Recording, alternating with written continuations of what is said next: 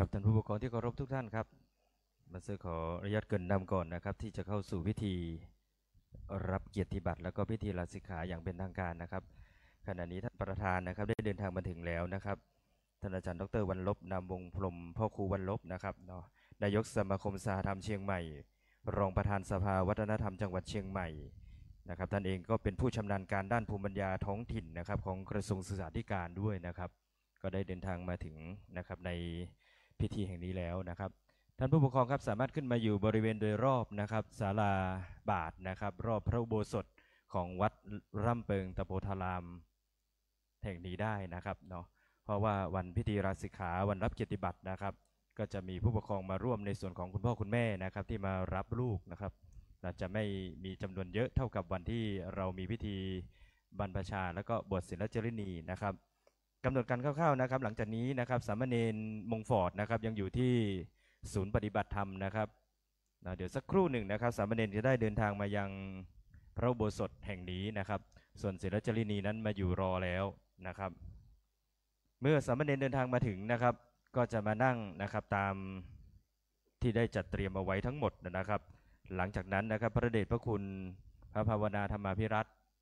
วิปัสสนานะครับได้โปรดเมตตาเป็นประธานฝ่ายสงฆ์ในวันนี้นะครับก็จะได้มายังสถานที่ที่ทำพิธีแห่งนี้นะครับแล้วเราก็จะมีการนะครับกราบสักการะพระเดชพระคุณหลวงพ่อท่านเจ้าคุณนะครับพร้อมกันนั้นประธานในพิธีนะครับจะได้จุดธูปเทียนบูชาพระรัตนตรัยนะครับประธานในพิธีนะครับได้สักการะพระเดชพระคุณพระภาวนาธรรมาภิรัตน์ตัวแทนโรงเรียนนะครับกล่าวรายงานต่อพระภาวนาธรรมาภิรัตน์แล้วก็ประธานในพิธีพร้อมกันนี้นะครับท่านประธานในพิธีจะได้กล่าวอนุโมทนาบุญกับสามเณรและก็ศิลจรินีมงฟอร์ดในการบรรพชาและก็บวชศิลจรินีในครั้งนี้นะครับหลังจากนั้นมีการประกาศนะครับรายชื่อนะครับทั้งสามเณรแล้วก็ศิลจรินีนะครับสามเณรดีเด่นแล้วก็ศิลจรินีดีเด่นนะครับประจำปีการศึกษา 2568 นะครับเสร็จแล้วจะเป็นพิธีรับเกียรติบัตรก่อนนะครับ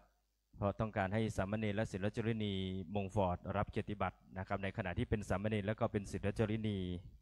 แต่หลังจากที่รับเกียรติบัตรเสร็จปุ๊บนะครับก็จะเป็นพิธีลาสิกขานะครับ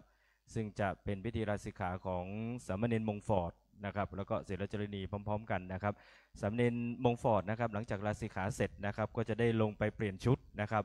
แล้วขอให้คุณพ่อคุณแม่นะครับรอดูจังหวะนะครับที่สามเณรเดินลงจากพระอุโบสถนะครับไปเปลี่ยนชุดนะครับก็จะเปลี่ยนเป็นชุดพละนะครับเพื่อจะได้ขึ้นมา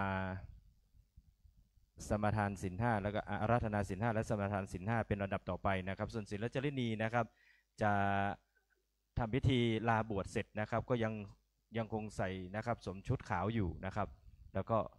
อาราธนาศีลห้าพร้อมกันนะครับเดี๋ยวค่อยไปปรับเปลี่ยนอีกครั้งหนึ่งนะครับหลังจากนะครับรับเกียรติบัตรเสร็จนะครับพระเดชพระคุณหลวงพ่อท่านเจ้าคุณพระภาวนาธรรมาภิรัตน์ก็จะได้ให้โอวาทสำหรับนักเรียนนะครับหลังจากที่ลาสิกขาเสร็จนะครับให้โอวาทให้กับน้อยนะครับภาษาเหนือเราว่าน้อยถ้าเป็นสามเณรลาสิกขาจะเป็นน้อยนะครับกับลูกๆมงฟอร์ดนะครับทั้งกุลบุตรและกุลธิดานะครับอยู่ในความดูแลของคุณพ่อคุณแม่เป็นลำดับต่อไปนะครับหลังจากนั้นนะครับก็จะมีการถวายจตุปัจจัยทายธรรมนะครับแต่พระสงฆ์นะครับลำดับทั้ง9รูปนะครับที่โปรดเมตตานะครับมาเป็นสักขีพยานนะครับในการสวดนะครับชัยมงคลคาถาในช่วงที่ลูกๆสามเณรแล้วก็ศิลจรินีมงฟอร์ดนะครับได้รับเกียรติบัตรนะครับกำหนดการทั้งหมดนะครับคาดว่าน่าจะเสร็จสิ้นนะครับในเวลา 11 นาฬิกานะครับโดยประมาณนะครับหลังจากนี้นะครับผู้ปกครองนะครับก็สามารถติดตามลูกๆนะครับเข้าไปเก็บสัมภาระทั้งหมดนะครับแล้วก็ขอความร่วมมือนะครับเนาะคุณครูแล้วก็ลูกๆทั้งหมดนะครับช่วยกันทำความสะอาดอาคารปฏิบัติธรรมสักนิดหนึ่งนะครับเนาะขึ้นไปทำความสะอาดโดยเฉพาะขยะนะครับถ้าติดค้างตกค้างอยู่บริเวณใดนะครับช่วงแรกๆนี่นะครับทั้งศิลจรินีที่อยู่ชั้นที่4ก็มีการจัดเก็บไปแล้วส่วนหนึ่งนะครับก็ขอให้นะครับขอความร่วมมือขึ้นไปเคลียร์นะครับอีกสักนิดหนึ่งนะครับไปดูความเรียบร้อยโดยรวมอีกสักนิดหนึ่งนะครับไม่ว่าจะเป็นขยะบริเวณชั้นล่างสุดนะครับชั้น2ชั้น3นะครับรวมถึงชั้น4นะครับก็ช่วยทางวัดก่อนนะครับเสร็จแล้วถ้าไม่มีใดๆก็ตามนะครับก็สามารถนะครับผู้ปกครองก็สามารถ รับรูปกลับได้นะครับก่อนที่จะรับรูปกลับนะครับแจ้งคุณครูมาสเตอร์ท่านใดท่านหนึ่งนะครับสักนิดหนึ่งนะครับแล้วก็คุณครูมาสเตอร์ก็จะอยู่ในไลน์กลุ่มก็จะแจ้งประสานงานกันนะครับว่าเด็กหญิงนี้เด็กชายนี้คุณพ่อคุณแม่กลับแล้วนะครับก็จะได้เช็คนะครับในระบบอีกครั้งหนึ่งนะครับว่าลูกๆได้ไปอยู่ในความดูแลของคุณพ่อคุณแม่และกลับบ้านเป็นที่เรียบร้อยแล้วนะครับนี่คือกำหนดการคร่าวๆในวันนี้นะครับ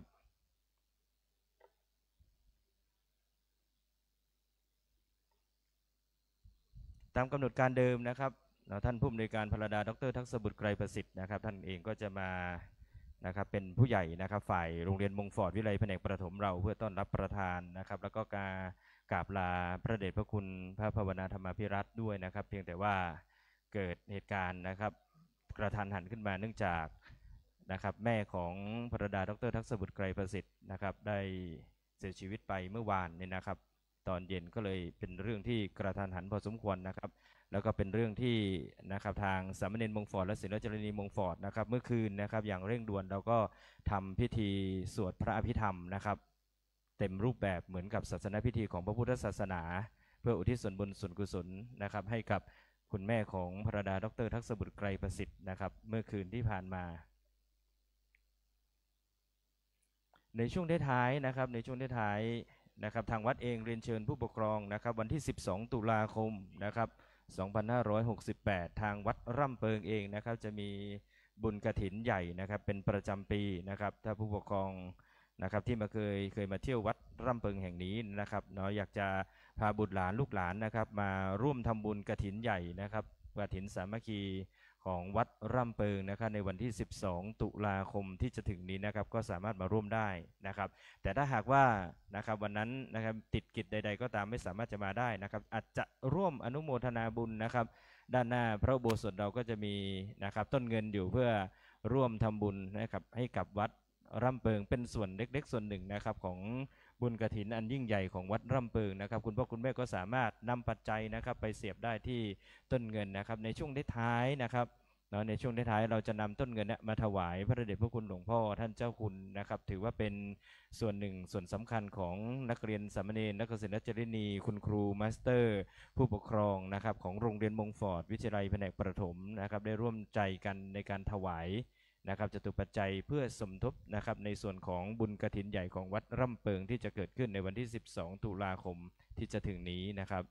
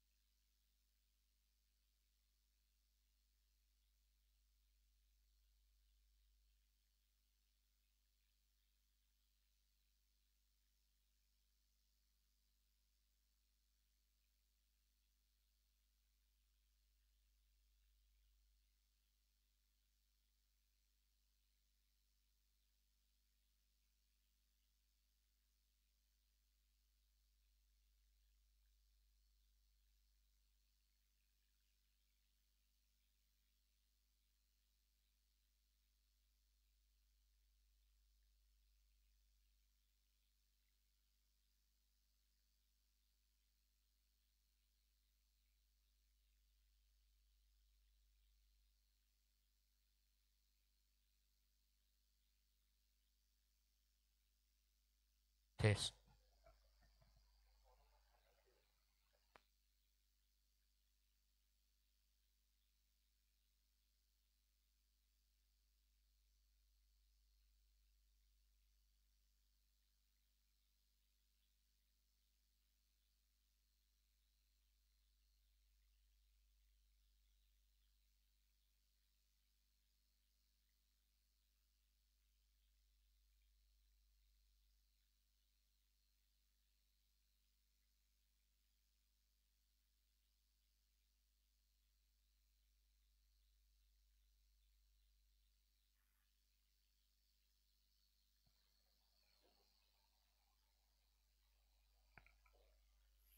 ครับเรียนเชิญผู้ปกครองอีกครั้งหนึ่งนะครับวันนี้ลูกๆจะได้รับนะครับส่วนในส่วนของสามเณรจะมีฉายาบัตรนะครับ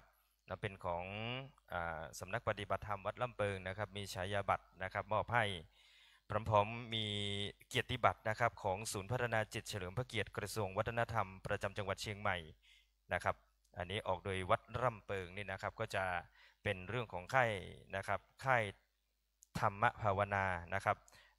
ก็จะได้เกียรติบัตรอีกหนึ่งฉบับนะครับพร้อมๆกับเกียรติบัตรนะครับของโรงเรียนมงฟอร์ดวิทยาลัยแผนกประถมนะครับในกิจกรรมบรรพชาสามเณรแล้วก็บวชศิลจรินีมงฟอร์ดนะครับในส่วนของสามเณรจะมีทั้งหมดอยู่3ใบนะครับส่วนศิลจรินีนั้นจะไม่มีฉายาบัตรนะครับก็จะมีในส่วนของนะครับวุฒิบัตรนะครับของศูนย์พัฒนาจิตเฉลิมพระเกียรตินะครับชื่อว่าค่ายธรรมภาวนานะครับอันนี้1ฉบับแล้วก็เป็นเกียรติบัตรของ โรงเรียนมงฟอร์ดวิทยาลัยแผนกประถมนะครับซึ่งอยู่ในฉบับเดียวกันทั้งหมดนะครับเนาะเราก็จะรวมอยู่ในซองเดียวกันนะครับซึ่งศิลจรินีและสามเณรนะครับหลังจากรับเกียรติบัตรเสร็จนะครับก็จะมีคุณครูนะครับรอรับเกียรติบัตรไว้ก่อนนะครับเพราะเป็นช่วงท้ายๆพระเดชพระคุณหลวงพ่อท่านเจ้าคุณพระภาวนาธรรมภิรัตน์และก็คณะสงฆ์นะครับได้ประพรมน้ำมนต์ให้กับลูกๆนะครับสามเณรแล้วก็ศิลจรินีเกรงว่าจะเปียกนะครับแล้วก็วางไม่เป็นระเบียบนะครับคุณครูจะเก็บเกียรติบัตรทั้งหมดไว้ก่อนนะครับ แล้วในช่วงท้ายถ้าผู้ปกครองรับลูกนะครับก็รับเกียรติบัตรนี้ไปนะครับเสมอเหมือนว่าได้มาแจ้งคุณครูแล้วนะครับว่าได้รับลูกกลับไปบ้านนะครับอยู่ในความดูแลของคุณพ่อคุณแม่แล้วนะครับค่อยรับเกียรติบัตรตอนกลับบ้านอีกครั้งหนึ่งนะครับ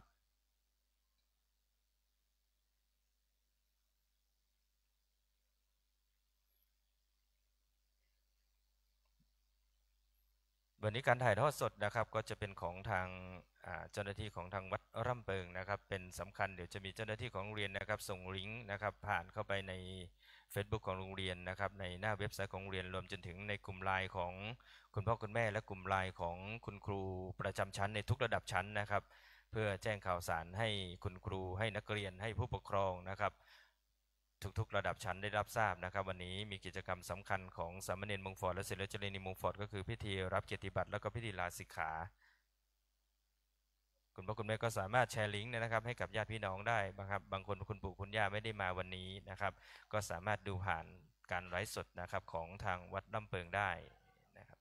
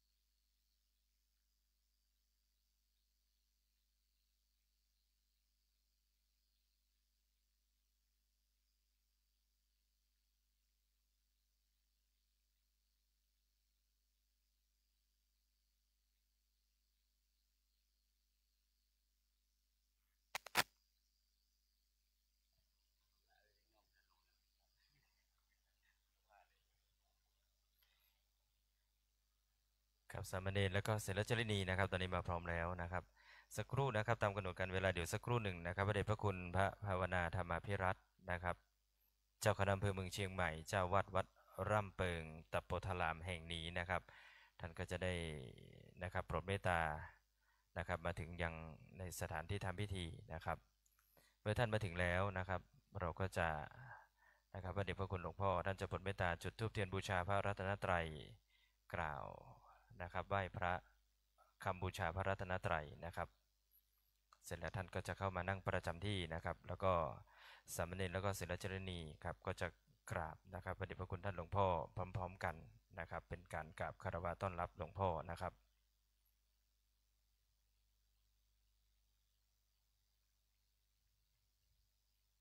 ซึ่งวันนี้นะครับโรงเรียนมงฟอร์ดวิไลแผนกประถมจังหวัดเชียงใหม่นะครับ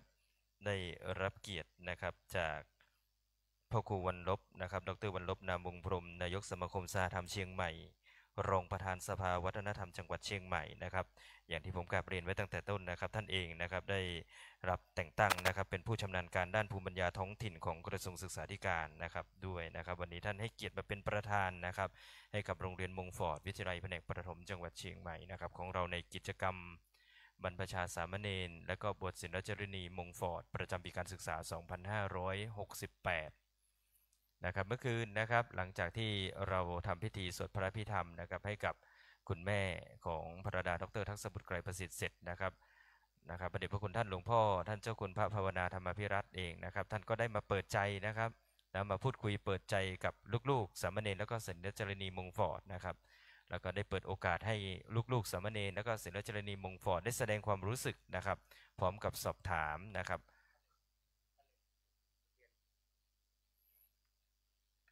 ครับตอนนี้พระเดชพระคุณท่านได้นะครับเดินทางมาแล้วมาถึงแล้วนะครับสามเณรนะครับนิมนต์สามเณรนั่งคุกเข่าครับเรียนเชิญศิลจรินีนั่งคุกเข่าครับ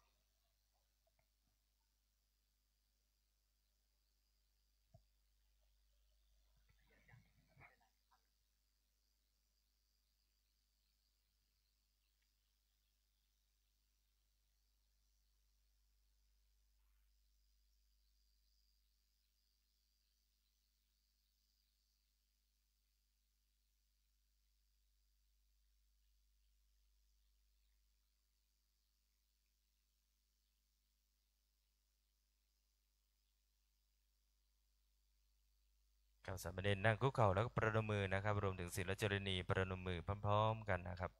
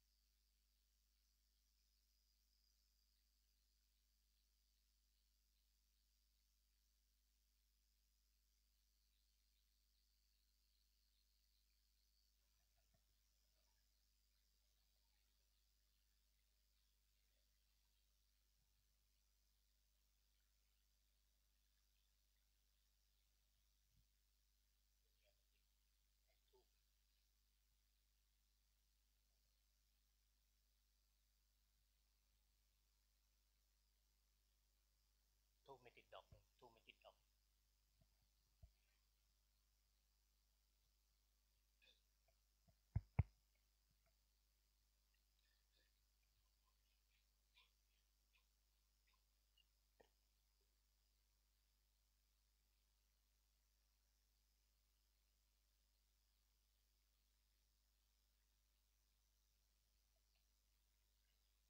บูชาพระรัตนตรัยอิมินาสการเรนะอิมินาสการเรนะพุทธังอภิปูชยามะพุทธังอภิปูชยามะ อิมินาสการเรนะ อิมินาสการเรนะ ธัมมังอภิปูชยามะ ธัมมังอภิปูชยามะ อิมินาสการเรนะ อิมินาสการเรนะ สังฆังอภิปูชยามะ สังฆังอภิปูชยามะ อะระหังสัมมาสัมพุทโธภควา อะระหังสัมมาสัมพุทโธภะคะวา พุทธังภควันตังอภิวาเทมิ พุทธังภะคะวันตังอภิวาเทมิ สวากขาโตภควตาธัมโม สวากขาโตภะคะวะตาธัมโม ธัมมังนัมสสามิ ธัมมังนามัสสามิ อุปติปันโนภควโตสาวกสังโฆ สุปฏิปันโนภะคะวะโตสาวกสังโฆ สังฆังนามามิ สังฆังนามามิ หันตมยังพุทธัสสะภควโตปุพพาคะนมการังกะโรมาเซ นะโมตัสสะภะคะวะโตอะระหะโตสัมมาสัมพุทธัสสะนะโมตัสสะภะคะวะโตอะระหะโตสัมมาสัมพุทธัสสะนะโมตัสสะภะคะวะโตอะระหะโตสัมมาสัมพุทธัสสะอัญชรีวันทาอภิวาทอัญชรีวันทาอภิวาทอัญชรีวันทาอภิวาทอัญชรีวันทาอัญชรี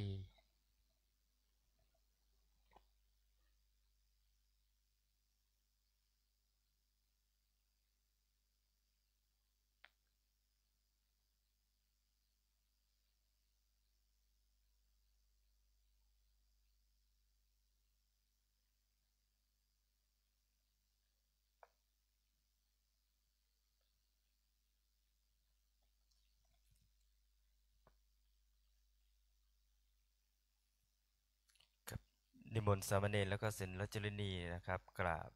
คารวะพระเดชพระคุณท่านเจ้าคุณพระภาวนาธรรมอภิรัตน์พร้อมๆกันครับ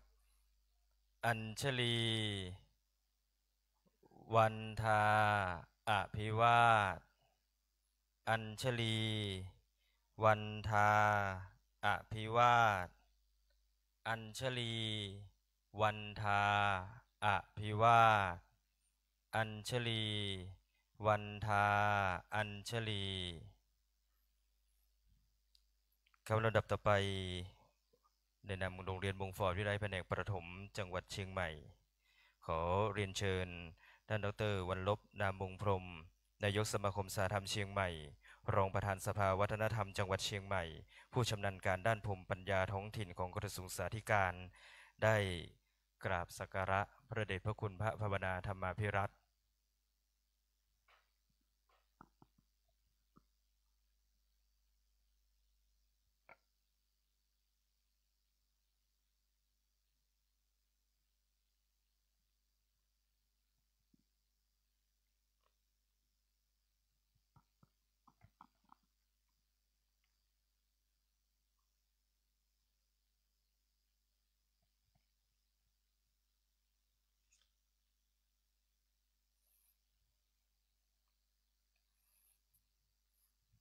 ครับขอกราบเรียนเชิญท่านประธานได้นั่งใน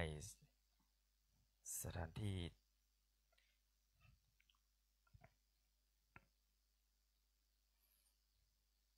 ลำดับต่อไปขอเรียนเชิญมาสเตอร์ชัดชัยกาญจนวัฒนะในนามประธานคณะกรรมการ ดำเนินงานกิจกรรมบรรพชาสามเณรมงฟอร์ดศิลจรินีมงฟอร์ดกล่าวถวายรายงานแด่พระเดชพระคุณพระภาวนาธรรมาภิรัตน์ท่านเจ้าคณะอำเภอเมืองเชียงใหม่เจ้าวาดวัดร่ำเปิงพร้อมกล่าวรายงานกับประธานในพิธีขอเรียนเชิญครับ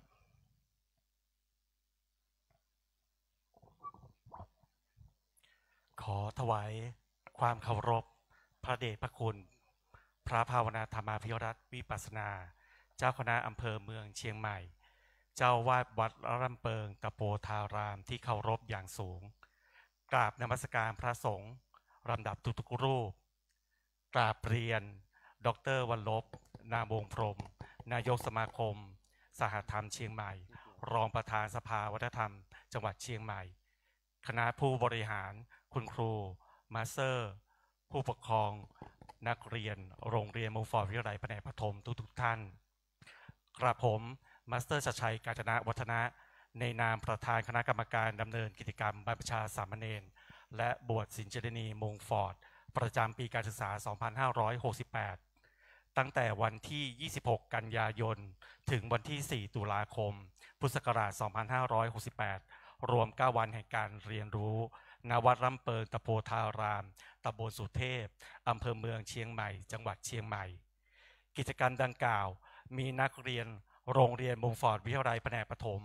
บรรพชาสามเณรจำนวน 46 คนกุลธิดาบวชศิลจรินีจำนวน 20 คนรวมจำนวน 66 คนได้รับการส่งเสริมศีลธรรมคุณธรรมและความกตัญญูเกิดความเข้าใจในหลักธรรมทางศาสนาได้ฝึกปฏิบัติตลอดจนถึงฝึกความมีระเบียบวินัยและความรับผิดชอบจากท่านพระวิทยากรพระพี่เลี้ยงอาจารย์แม่ชีของวัดร่ำเปิงตะโปธารามเป็นอย่างดีจนเสร็จสิ้นกิจกรรมในวาระอันเป็นมงคลนี้กระผมขอเรียนเชิญดร.วรลบนามวงพรหมนายกสมาคมสหธรรมเชียงใหม่รองประธานสภาวัฒนธรรมจังหวัดเชียงใหม่ได้ให้เกียรติกล่าวอนุโมทนาบุญกับสามเณรมงฟอร์ดและศิลจรินีมงฟอร์ดพร้อมขอกราบในความเมตตาธรรมพระเดชพระคุณพระภาวนาธรรมาภิรัตน์วิปัสสนาเจ้าคณะอำเภอเมืองเชียงใหม่เจ้าอาวาสวัดร่ำเปิงตะโพธารามได้มอบเกียรติบัตรให้แก่สามเณรผู้ผ่านการอบรมในโครงการบรรพชาสามเณรมงฟอร์ดและศิลจรินีมงฟอร์ดปีการศึกษา 2568 สามเณรจำนวน 46 รูปและศิลจรินีจำนวน 20 ท่านและโปรดเมตตาให้โอวาทแก่สามเณรและศิลจรินีมงฟอร์ดตามลำดับสืบต่อไปขอบคุณครับครับลำดับต่อไปขอเรียนเชิญดร.วรรลบนามวงพรหมได้กล่าวอนุโมทนาบุญกับลูกๆสามเณรมงฟอร์ดและก็ศิลจรินีมงฟอร์ดในกิจกรรมบรรพชาสามเณรและศิลจรินีมงฟอร์ด 2568 ขอกราบเรียนเชิญด้วยความเคารพครับกราบนมัสการเดชพระคุณหลวงพ่อพระภาวนาธรรมาวิรัตน์เจ้าวาดวัดลำเปิงตะโปธารามเจ้าคณะอำเภอเมืองเชียงใหม่มาสเตอร์ชัดชัยกาญจนะวันธนะประธานคณะกรรมการดำเนินงานลูกๆสามเณรลูกๆศีลจารินีและผู้ปกครองทุกท่านกระผมเองก็มีความยินดีเป็นอย่างยิ่งนะครับที่ได้มีส่วนร่วมในการอนุโมทนาบุญกับลูกๆสามเณรและศีลจารินี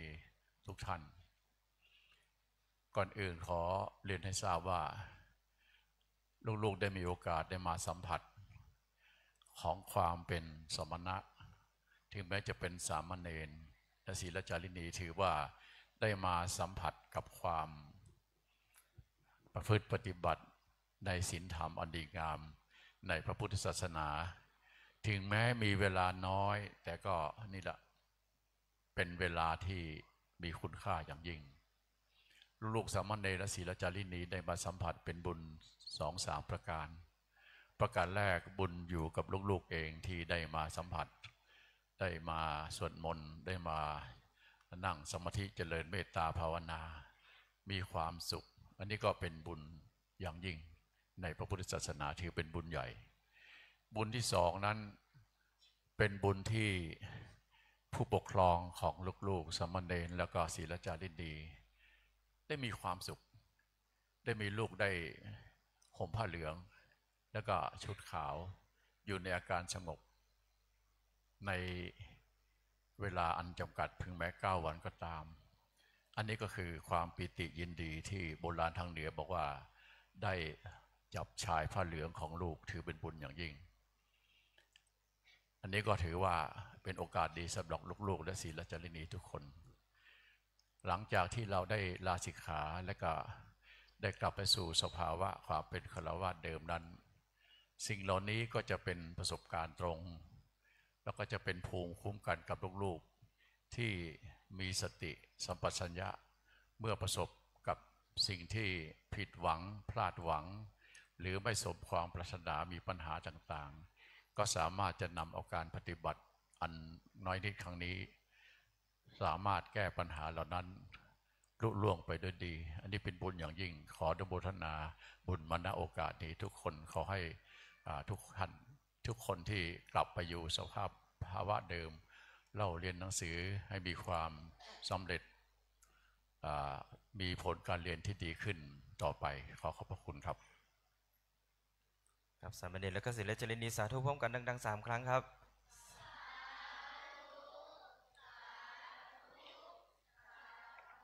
ครับในนามโรงเรียนบงฟอร์ดวิไลแผนกประถมครับขอกราบขอบพระคุณนะครับพ่อครูวันลบนามบงพรหมนายกสมาคมสหธรรมเชียงใหม่รองประธานสภาวัฒนธรรมจังหวัดเชียงใหม่ผู้ชำนาญการด้านภูมิปัญญาท้องถิ่นของกระทรวงสาธารณสุขที่ให้เกียรติมาเป็นประธานในวันนี้นะครับ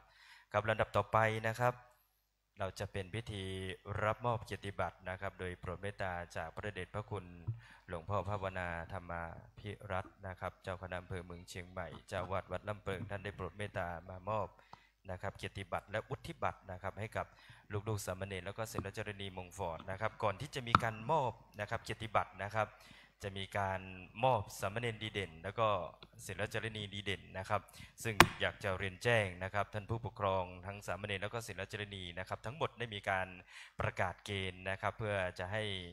ลูกๆสามเณรนะครับได้ประพฤติปฏิบัติตนอยู่ในกรอบระเบียบวินัยของพระอาจารย์พระพี่เลี้ยงนะครับตลอดจนถึงครูบาอาจารย์ที่ได้พร่ำสอนตลอด9 วันแห่งการเรียนรู้นี้นะครับในเกณฑ์การให้คะแนนนะครับในเรื่องของสามเณรดีเด่นแล้วก็ศิลจารินีดีเด่นนะครับมีทั้งหมดอยู่4 ด้านนะครับด้านที่1คือกิจวัตรประจำวันต่างๆไม่ว่าจะเป็นการเก็บที่นอนนะครับการเก็บข้าวของสัมภาระเครื่องใช้ต่างๆนะครับด้านที่2เป็นเรื่องของการด้านมารยาทนะครับเป็นการปฏิบัติตนการพูดจานะครับการสำรวมระวังในการนั่งการยืนการเดินการนอนนะครับด้านที่3จะเป็นเรื่องของการคลองตนนะครับเป็นการแต่งกายตามแบบของสมณะนะครับไม่ว่าจะเป็นสามเณรแล้วก็ศิลจารินีนะครับและด้านที่4นะครับในเรื่องของการตรงต่อเวลานะครับการตื่นนอนนะครับรวมถึงการทำวัดเย็นทำวัดเช้านะครับหรือการปฏิบัติต่างๆนะครับทั้งหมด4 ด้านนะครับอยากเรียนแจ้งผู้ปกครองว่าไม่มีส่วนใดๆเกี่ยวข้องกับคุณครูและมาสเตอร์นะครับในการตัดสินใจให้คะแนนนะครับทั้งหมดนะครับอยู่ในการตัดสินใจของพระอาจารย์แล้วก็อาจารย์แม่ชีทั้งหมดนะครับซึ่งมีนักเรียนสามเณรที่ได้รับนะครับสามเณรดีเด่นจำนวน4 รูปดังต่อไปนี้นะครับได้รับพระพุทธรูปมงคลนะครับจากพระเดชพระคุณหลวงพ่อท่านเจ้าคุณนะครับรูปที่1สามเณรจิระเมศเจริญกิจครับสามเณรติ๊กเฮงครับนะครับสามเณรก็จะมากราบหลวงพ่อ3 ครั้งแล้วก็รับมอบพระพุทธรูปอันเป็นมงคลนี้นะครับกับพระเดชพระคุณหลวงพ่อท่านเจ้าคุณนะครับสามเณรติ๊กเฮงนะครับเดินมาด้านหน้าเลยลูกแล้วก็รับมอบเลยครับเป็นสามเณรนะครับที่พระอาจารย์ได้ลงความเห็นนะครับแล้วก็ให้คะแนนเป็นสามเณรดีเด่นประจำปีการศึกษา2568รูปที่1นะครับรูปที่2สามเณรพระสิทธิ์พัวพรสวรรค์สามเณรเฟิร์สครับ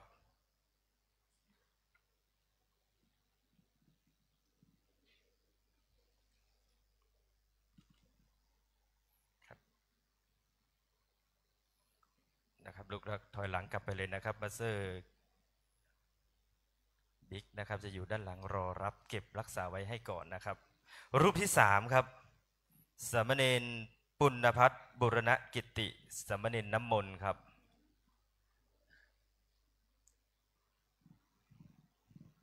คะแนนนี้แบบเฉียดฉิวกันมากเลยนะครับพระอาจารย์ยังบอกว่าให้ทุกรูปได้ไหมนั่นนะครับ สามเณรน้ำมนต์เองก็เป็นประธานนักเรียนนะครับของโรงเรียนมงฟอยวิไลแผนกประถมด้วยนะครับรูปที่4ครับสามเณรธิรธรรมรักราชครับสามเณรเติมเต็มครับ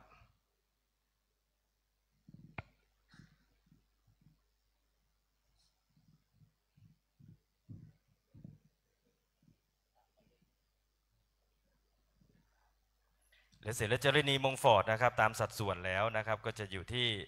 2นะครับ2ท่านนะครับที่จะได้รับเป็นศิลจรินีดีเด่นประจำปีการศึกษา 2568 นะครับ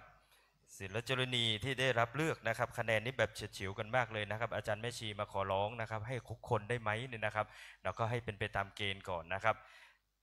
ศิลจรินีท่านที่1ครับศิลจรินี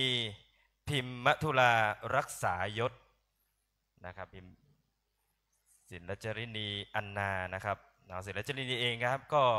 บวชศิลจรินีปีนี้ครบนะครับ3 ปีนะครับ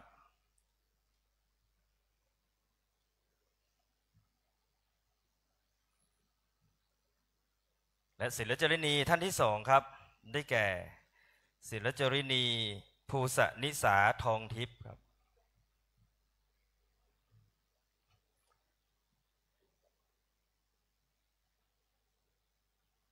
ศิลจรินีกอย่านะครับ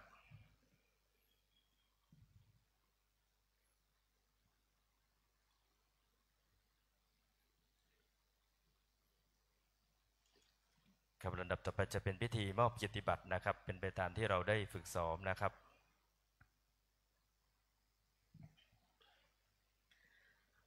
รายชื่อสามเณรและศีลจารินีมงฟอร์ดประจำปีการศึกษา 2568 สามเณรนราพัฒน์ดวงใจ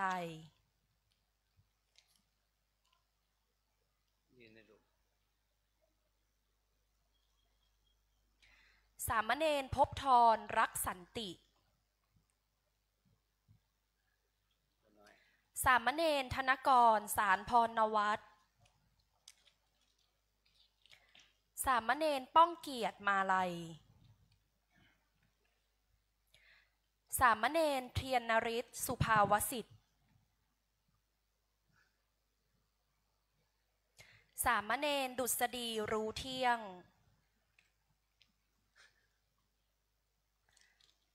สามเณรธนกฤษสารพรนวัตรสามเณรธนกฤษมีสัตว์สามเณรพิสิทธิ์จำปาศรี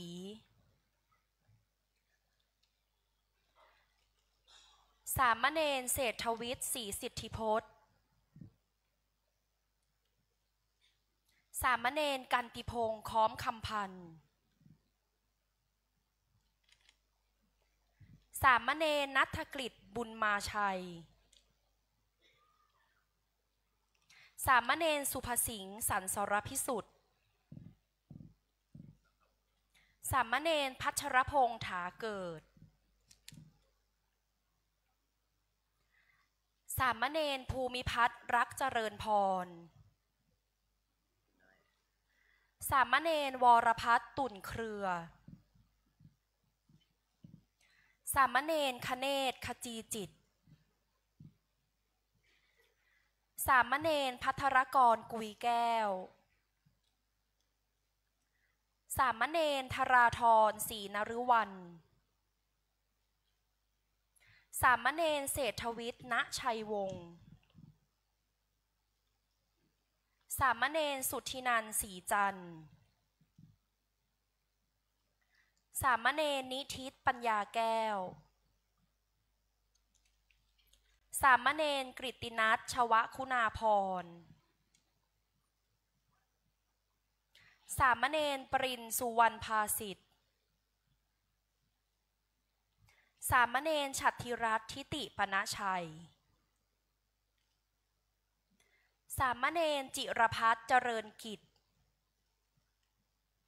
สามเณรณภาดาสุรพีพงศ์สามเณรชนลทิศสุรชัยสามเณรกรครินทร์วัฒน์ภูริชยาพิพัฒน์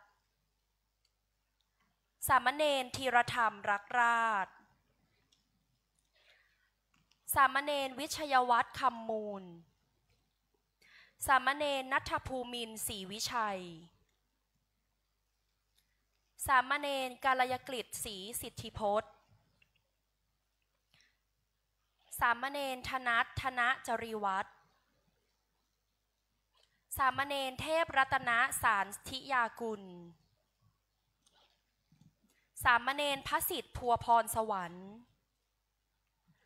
สามเณรคณินนัทเด่นไกรรักสามเณรสิบประพาสทองแพง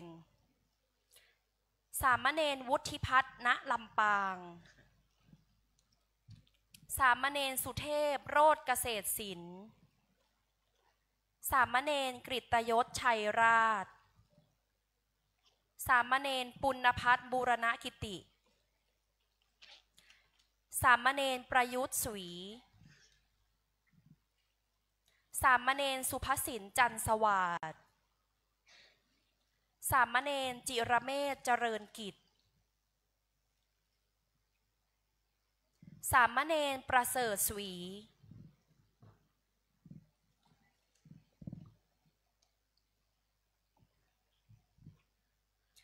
ศิลจารินีกุลนัทโยธินอัศวะกุล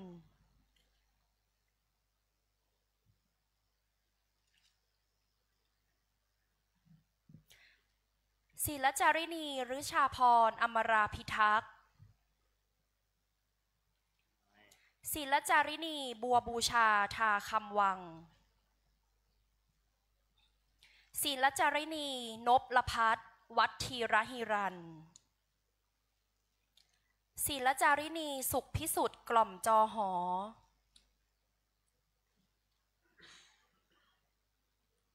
ศิลจารินีปัญญาพรอินทจักร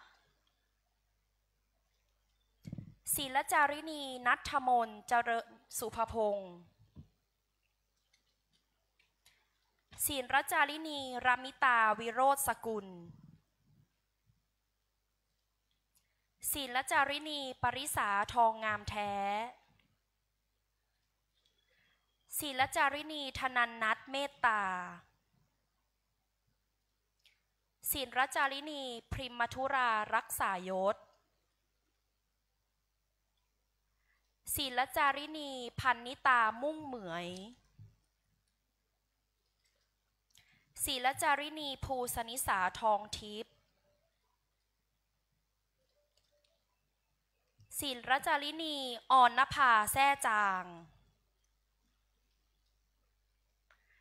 ศิลจารินีกัญญพัฒน์ธนจิรกรศิลจารินีชยาศิรินเลิศดารารัตน์ศิลจารินีจัสมินวีเซอร์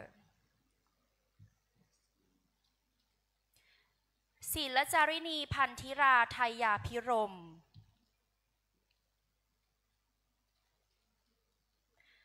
ศิลจารินีนิชกุลพงธนาสินทัศกุล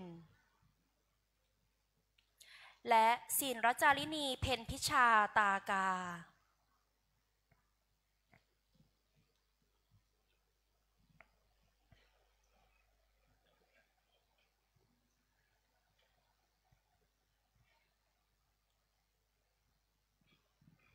ครับ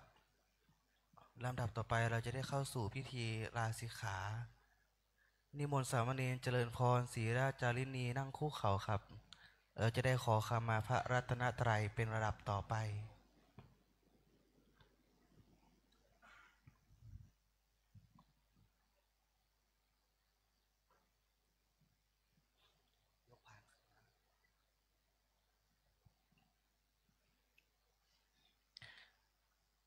ตั้งนะโมสามจบพร้อมกัน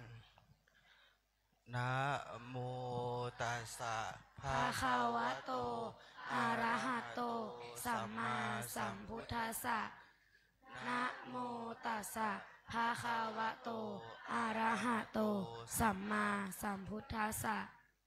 นะโมตัสสะภะคะวะโตอะระหะโตสัมมาสัมพุทธัสสะนะมามิพุทธัง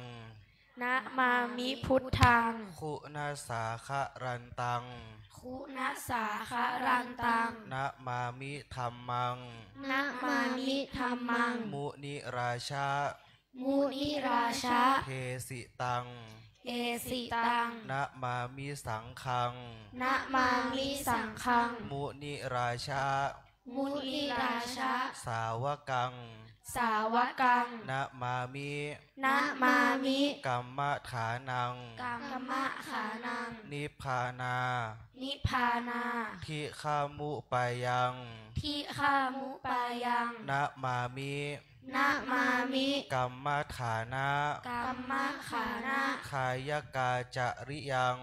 คายกาจาริยัง นิพพานะ นิพพานะ มะคุเทสกัง มะคุเทสกัง สัพพังโทสัง สัพพังโทสัง ขะมันตุโน ขะมันตุโน ตัวแทนน้อมประเคนพานครับ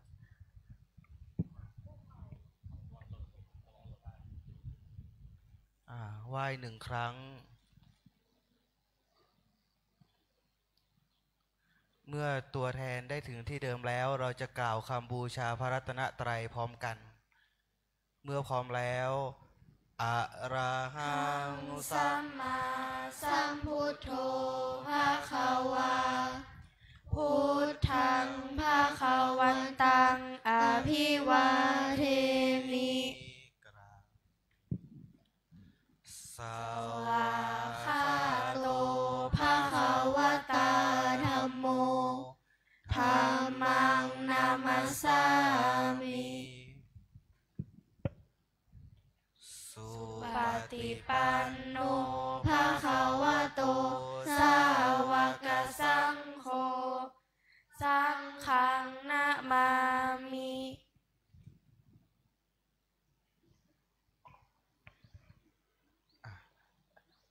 ลำดับต่อไปเราจะได้เข้าสู่พิธีการกล่าวคำลาสิกขานิมนต์ลูกๆสามเณรนั่งคุกเข่าลูกๆศิลาจารินีนั่งพับเพียบรอก่อนนะตัวแทนน้อมประเคนพานขอลาสิกขาครับยกพานขึ้นนะ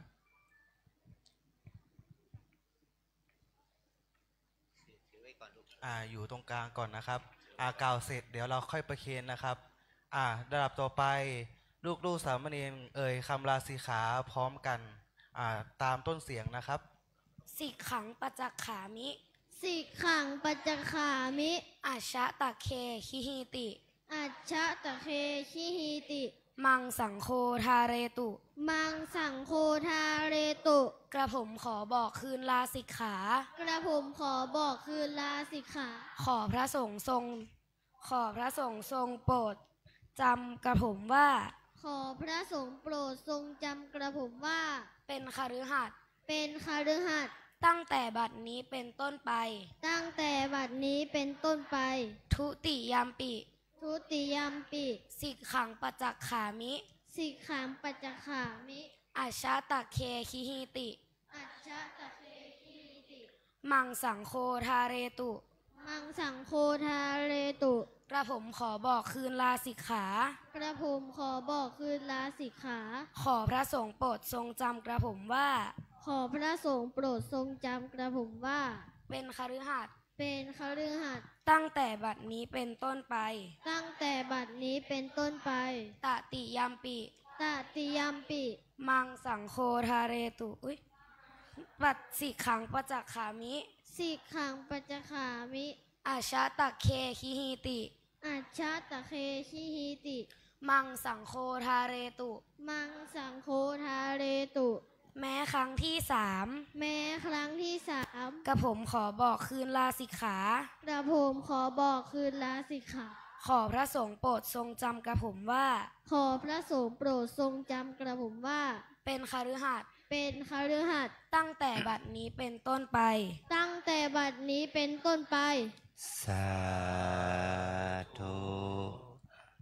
น้อมประเคนพานครับกลับที่เดิมนะ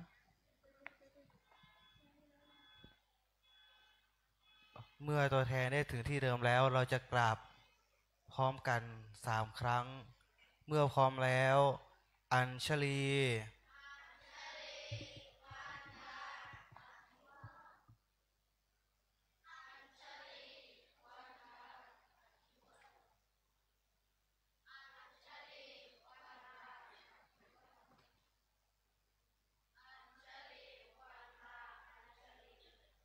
นั่งพับเพียบนะ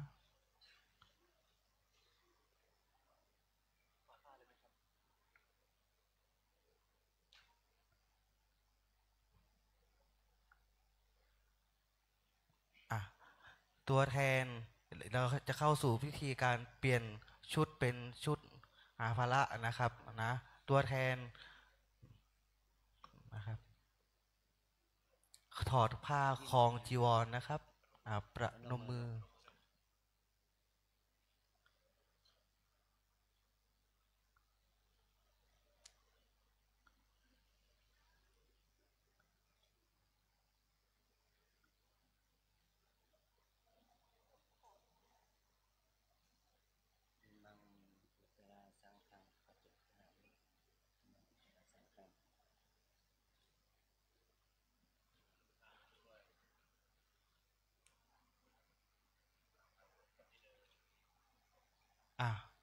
นั่งคุกเข่าครับเดี๋ยวเราจะไปเปลี่ยนชุดที่ใต้หอไตร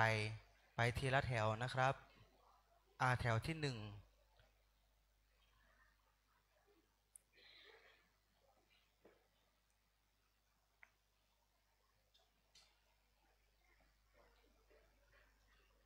ผู้ปกครองที่เตรียมชุดพระมาไปที่ใต้หอไตรนะครับดูด้านหลังพระอุโบสถนะครับ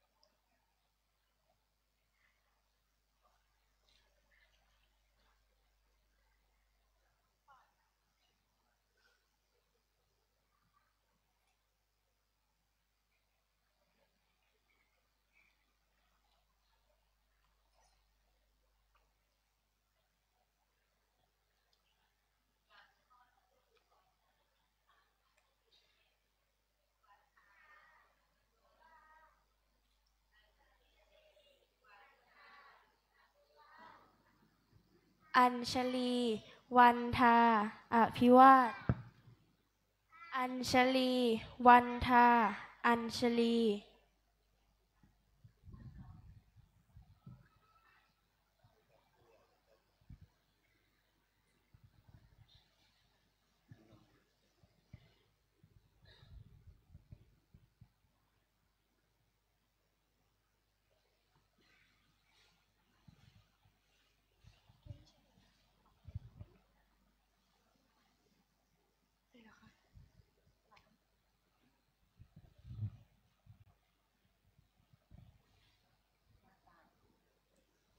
ศิลจารินีทุกคนว่าตามข้าพเจ้าข้าแต่ท่านผู้เจริญข้าแต่ท่านผู้เจริญข้าพเจ้าทั้งหลายข้าพเจ้าทั้งหลายได้ปฏิญาณตนถือบวชเป็นศิลจารินีในพระธรรมวินัยขององค์สมเด็จพระสัมมาสัมพุทธเจ้านั้นบัดนี้ครบกำหนดตามปฏิญาณไว้แล้วจึงขอลาจากการถือศีลบวชศิลจารินีต่อพระสงฆ์ขอพระสงฆ์จงโปรดได้รับทราบว่าข้าพเจ้าทั้งหลายเป็นอุบาสิกาผู้ถือศีลห้าตั้งแต่บัดนี้เป็นต้นไปแม้ครั้งที่สองข้าแต่ท่านผู้เจริญ ข้าแต่ท่านผู้เจริญข้าพระเจ้าทั้งหลายข้าพระเจ้าทั้งหลายได้ปฏิญาณตนได้ปฏิญาณตนถือบวชเป็นศีลจารินีถือบวชเป็นศีลจารินีในพระธรรมวินัยในพระธรรมวินัยขององค์สมเด็จขององค์สมเด็จพระสัมมาสัมพุทธเจ้านั้นพระสัมมาสัมพุทธเจ้านั้นบัดนี้ครบกำหนดบัดนี้ครบกำหนดตามปฏิญาณไว้แล้วตามปฏิญาณไว้แล้วจึงขอลาจากการถือจึงขอลาจากการถือศีลบวชศีลจารินีศีลบวชศีลจารินีต่อพระสงฆ์ต่อพระสงฆ์ขอพระสงฆ์ขอพระสงฆ์จงโปรดจงโปรดได้รับทราบว่าได้รับทราบว่าข้าพเจ้าทั้งหลายข้าพเจ้าทั้งหลายเป็นอุบาสิกาผู้ถือศีลห้าเป็นอุบาสิกาผู้ถือศีลห้าตั้งแต่บัดนี้เป็นต้นไปตั้งแต่บัดนี้เป็นต้นไปแม้ครั้งที่สามแม้ครั้งที่สามข้าแต่ท่านผู้เจริญข้าแต่ท่านผู้เจริญข้าพเจ้าทั้งหลายข้าพเจ้าทั้งหลายได้ปฏิญาณตนได้ปฏิญาณตนถือบวชเป็นศีลจารินีถือบวชเป็นศีลจารินีในพระธรรมวินัยในพระธรรมวินัยขององค์สมเด็จขององค์สมเด็จพระสัมมาสัมพุทธเจ้านั้นพระสัมมาสัมพุทธเจ้านั้นบัดนี้ครบกำหนดบัดนี้ครบกำหนดตามปฏิญาณไว้แล้วตามปฏิญาณไว้แล้วจึงขอลาจากการถือจึงขอลาจากการถือศีลบวชศีลจารินีศีลบวชศีลจารินีต่อพระสงฆ์ต่อพระสงฆ์ขอพระสงฆ์ขอพระสงฆ์จงโปรดจงโปรดได้รับทราบว่า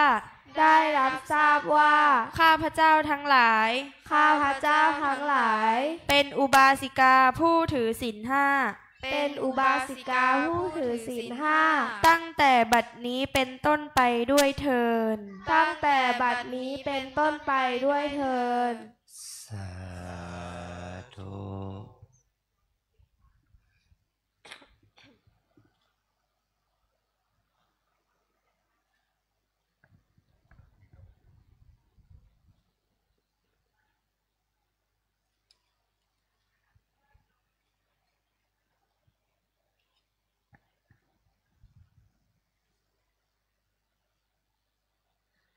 อัญชลี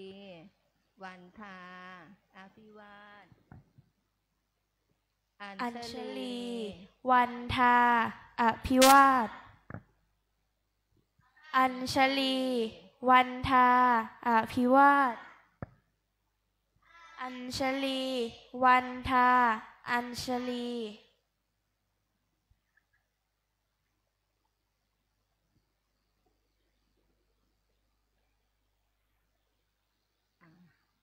นางก็เพียบลุกแล้วฟังโอวาทจากหลวงพ่อพระอาจารย์สักครู่นะคะครับต่อไปนะครับศิลจารินีจะได้กลับไปนั่งที่เดิมนะครับเรากลับมานั่งที่เดิมนั่งที่เดิมกับลูกขยับเหมือนเมื่อสักครู่ที่ผ่านมานะครับเรียนคุณพ่อคุณแม่นะครับศิลจารินีจะไม่เปลี่ยนชุดนะครับเพื่อความเหมาะสมนะครับตอนนี้ลูกศิลจารินีนั้นนะครับได้ลาบวชแล้วนะครับได้ลาบวชแล้วแต่ยังจะไม่เปลี่ยนชุดนะครับเดี๋ยวลูกๆศิลจารินีนะครับซึ่งตอนนี้เป็นนักเรียนมงฟอร์ดแล้วนะครับจะได้กลับไปเปลี่ยนชุดที่ศูนย์ปฏิบัติธรรมอีกครั้งหนึ่งนะครับลำดับต่อไปสามเณรที่ลาสิกขาแล้วนะครับตอนนี้เป็นนักเรียนมงฟอร์ดนะครับจะได้กลับขึ้นมาอาราธนาศีลสมาทานศีลห้าเป็นลำดับต่อไป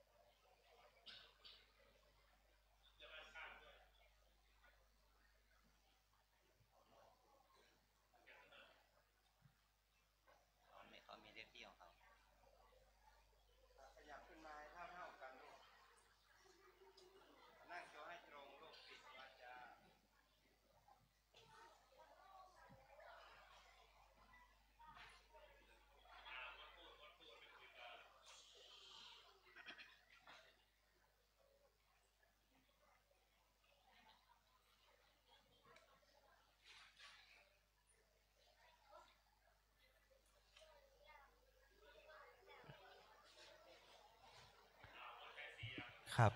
เดี๋ยวรออีกคนหนึ่งนะครับ ตอนนี้กำลังเปลี่ยนชุดอยู่นะครับ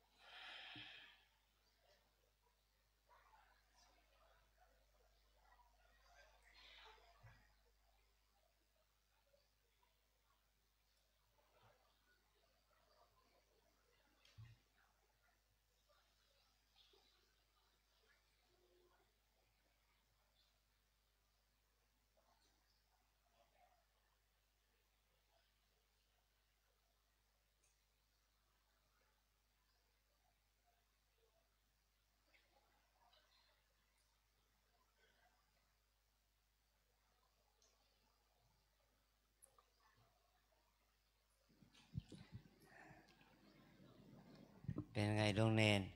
แต่ไม่ใช่ดวงเนนแล้วเนาะเป็นน้อยเป็นทิศเป็นน้อยแล้ว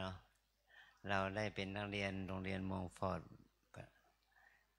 ตามปกตินะลูกทั้งบวชเป็นสามเณรนะบวชศิลจานีนะเราจะได้มีการสมาทานศีล 5แล้วก็ขอขมาสงฆ์เป็นตามลำดับต่อไปนะลูกนะโยมพ่อโยมแม่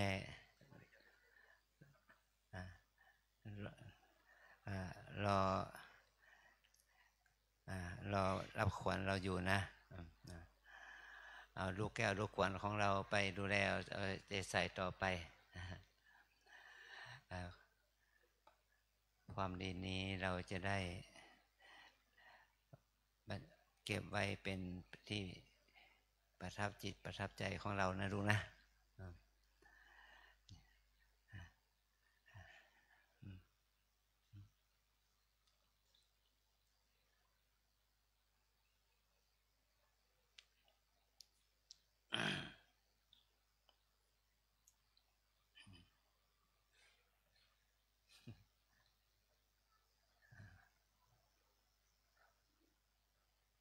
ตัวน้อยนุ่งขาว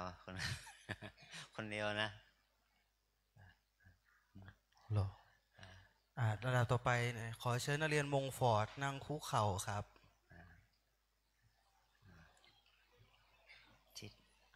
เดี๋ยวเราจะกล่าวคำบูชาพระรัตนตรัยพร้อมกันนะอะระหังสัมมาสัมพุทโธภะคะวาพุทธังภะคะวันตังอภิวาเทมิสวาคาโตภะคะวะตาธัมโมธัมมังนามัสสามิสุปฏิปันโนภะคะวะโตสาวกสังโฆสังฆังนามามิลำดับต่อไปเราจะได้เข้าสู่การอาราธนาศีล 5ตัวแทนน้อมประเคนพานขอศีลครับ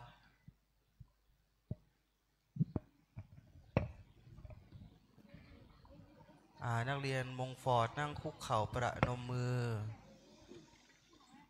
เมื่อตัวแทนได้ถึงที่เดิมแล้วเราจะกล่าวคำอาราธนาศีล 5พร้อมกัน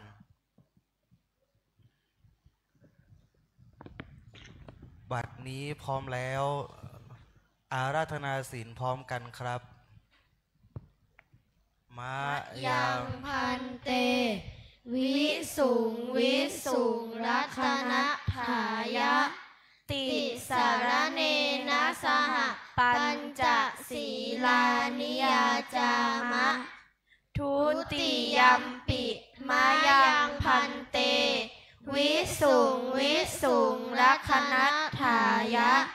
ติสารเนนะสหปัญจศีลานิยาจามะ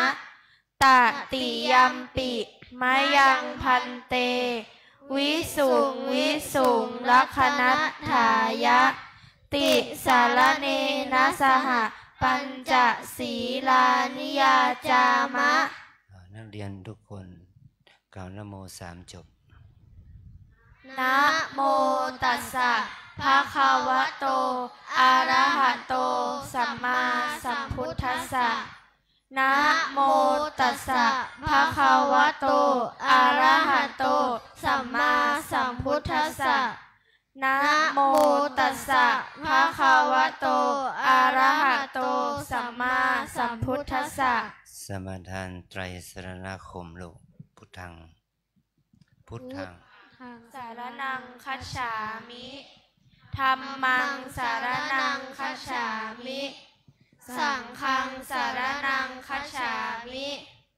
ทุติยัมปิพุทธังสารนังคัจฉามิทุติยัมปิธัมมังสารนังคัจฉามิตติยัมปิสังฆังสารนังคัจฉามิตติยัมปิพุทธังสารนังคัจฉามิตติยัมปิธัมมังสารนังคัจฉามิตติยัมปิสังฆังสารนังคัจฉามิต่อไปเราสมาทานศีล 5ปานาปานาติปาตาเวรมณีสิกขาปะทังสมาธิยามิอทินนาทานาเวรมณีสิกขาปะทังสมาธิยามิกาเมสุมิจฉาจาราเวรมณีสิกขาปะทังสมาธิยามิมุสาวาทาเวรมณีสิกขาปะทังสมาธิยามิสุราเมรยะมัชฌะปมาทัฏฐานาเวรมณีสิกขาปะทังสมาธิยามิอิมานิปัญจสิกขาปทานิสีเลนะสุขติงยันติสีเลนะโภคสัมปทาสีเลนะนิพุติงยันติตัสมาสีลังวิโสทะเยสาธุสาธุสาธุลูกๆทุกคนกราบคุณศีลพร้อมกันอัญชลี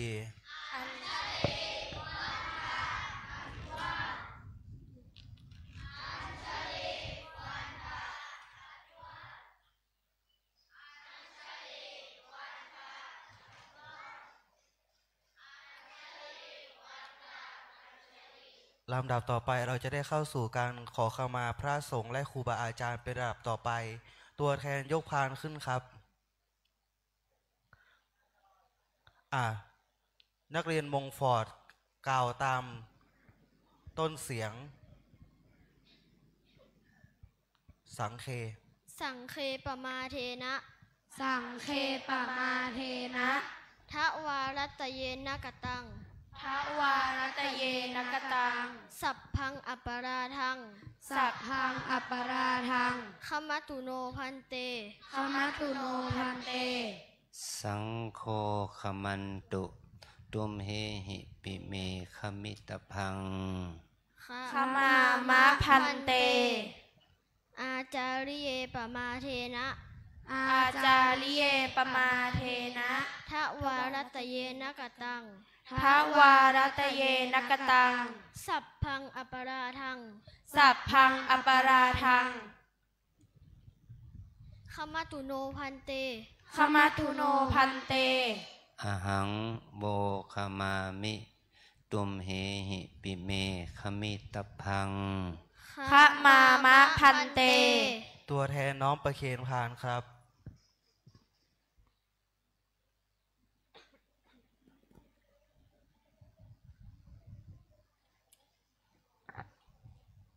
เมื่อตัวแทนได้กลับถึงที่เดิมแล้วเราจะกลับในกราบพร้อมกันนะ เมื่อพร้อมแล้วอัญชลี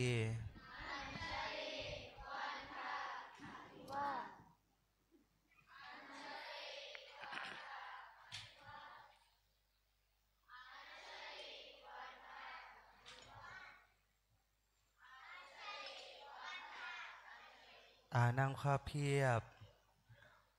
ลำดับต่อไปเราจะได้รับฟังโอวาทธรรมจากพระเดชพระคุณพระภาวนาธรรมาภิราชเป็นระดับต่อไปขอกราบอาราธนานิมนต์ครับ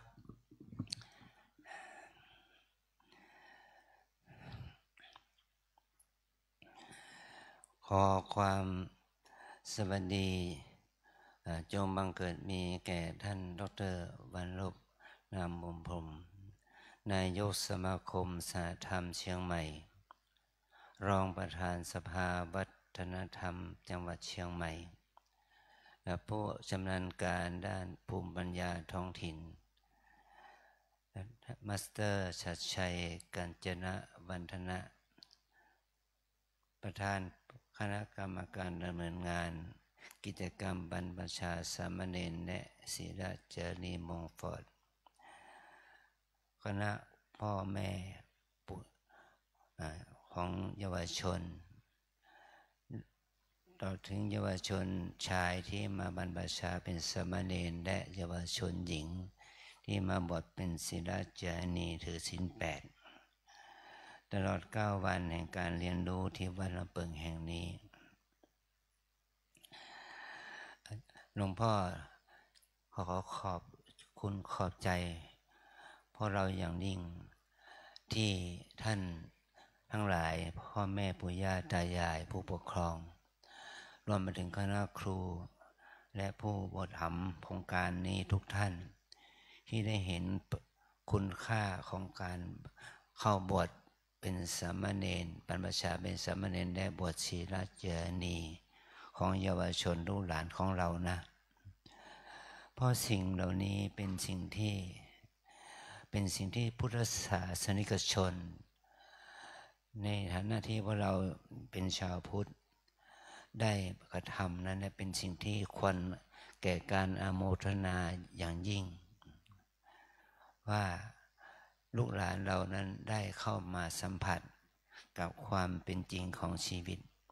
ในฐานะเป็นนักบวชน้อยนะแม้ว่าเรามาอยู่ที่นี่9 วัน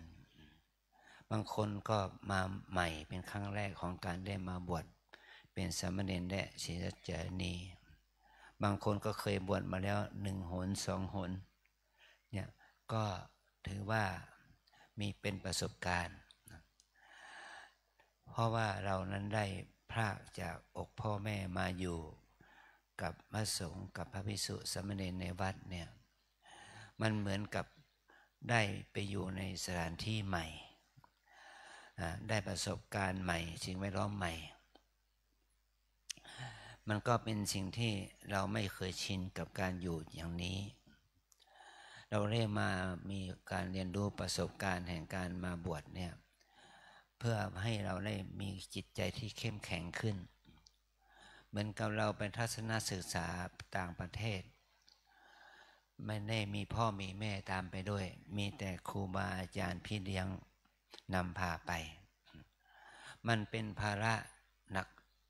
ใจที่เกิดขึ้นกับพี่เลี้ยงครูบาอาจารย์เราผู้จัดการทัวร์นะจะทำให้พวกเราปลอดภัยอย่างไรจะทำให้พวกเรานี่เข้าที่ไปทำกิจกรรมเนี่ยกลับมาโดยสวัสดิภาพอย่างไรอันนี้ก็เช่นเดียวกันเมื่อลูก ได้พันดาด็อกเตอร์อะไรนะชื่ออะไรหลวงพ่อจำไม่ได้แล้วไกรสิทธิ์อะไรนะชื่อนั่นแหละหลวงพ่อลืมไหมนะสมองมันไม่ดีไกรประสิทธิ์เนาะท่านมามอบให้ลูกหลานมาให้หลวงพ่อดูแลหลวงพ่อก็มีความยินดีมากมีความเต็มใจตอนเวลา9 วันเนี่ยนะเราก็ถือว่าเห็นความเปลี่ยนแปลงของพวกเราจากที่ไม่สงบมันสงบดีขึ้นเนาะมีสติมีสมาธิดีขึ้นมีข้อศีลข้อวัดปฏิบัติดีขึ้นนี่คือสิ่งที่ดีงามที่เราได้แสดงออกซึ่งความดีนี้มีหนำซ้ำเรายังได้มีความรู้สึกที่ท่านพระดาท่านผอ.เราเนี่ยได้เสียคุณแม่ชื่อบุญพิทักษ์เนาะบุญพิทักษ์ไกรประสิทธิ์ท่านได้ถึงแก่กรรมไปเมื่อวานนี้พวกเราเราก็ได้ทำกิจกรรมทำบุญในลักษณะพิธีกรรมของพระพุทธศาสนาอุทิศบุญกุศลไปให้คุณแม่ท่านเพราะเราเห็นประโยชน์ที่ท่านผู้อำนวยการท่านพระดาท่านได้มีความคิดว่าเยาวชนเราเนี่ยจะได้มีโอกาสได้มาสัมผัสพระพุทธศาสนาในฐานะที่ท่านได้เคยมาปฏิบัติธรรมที่วัดลำเปิงเหล่านี้21 วันเมื่อประมาณ20 กว่าปีมาแล้ว30 ปีมาแล้วในสมัยที่พระเดชพระคุณหลวงปู่พระพรหมมงคลหลวงพ่อทองได้มาเป็นเจ้าอาวาสอยู่ที่นี่ท่านก็อยากจะให้เรานั้นได้สัมผัสความดีงามในใจเราให้เราได้ปฏิบัตินะให้เราได้ฝึกสมาธิแม้ว่าเพราะเรายังเป็นเยาวชนเนี่ยตัวน้อยๆนะบางคนป.3 เนาะป.3 เท่านั้นก็ได้มาปฏิบัตินะบางคนก็ป.6 ได้มาปฏิบัติมันก็ถือว่าเป็นความดีงามเป็นประสบการณ์ให้พ่อแม่ให้คุณพ่อคุณแม่ได้มาทำบุญตักบาตร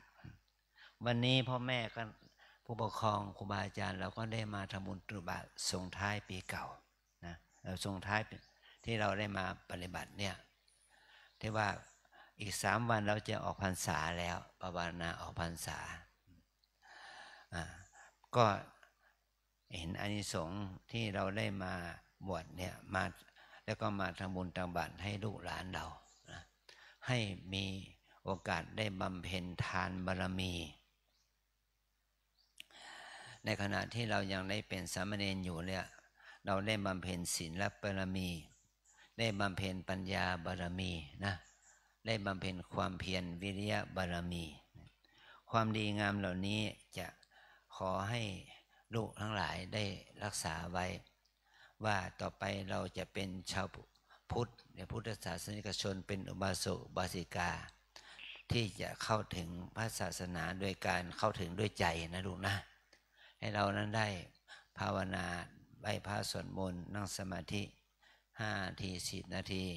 ก่อนที่เราจะอ่านหนังสือนะก่อนที่เราจะสอบเนี่ยขอให้เรานั้นได้เอาความรู้นี้เอาไปใช้ในชีวิตนะลูกนะและขอให้เรานั้นได้เอาความรู้ความประพฤติที่ดีงามคุณธรรมจริยธรรมนี้เอาไปใช้ในโรงเรียนเราเอาไปใช้ที่บ้านเราอยู่กับคุณพ่อคุณแม่โดยความเป็น